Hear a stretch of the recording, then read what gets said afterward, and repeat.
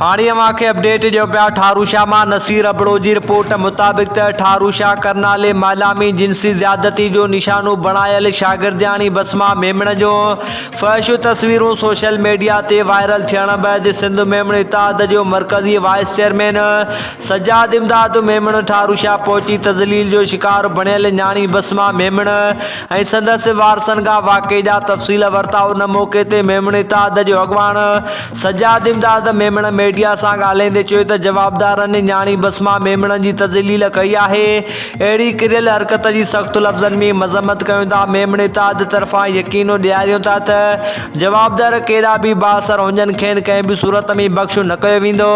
हिन मुतालबो कंदे चयो त न्याणी बसमा मेमण जी तज़लील कंदड़ इमरान राजपूत समेत ॿियनि जवाबदारनि खे बासर उतर जा MP बचाइण में रुधल आहिनि, जंहिं सबबि हिन महिल ताईं को बि केस दाख़िल न कयो वियो आहे।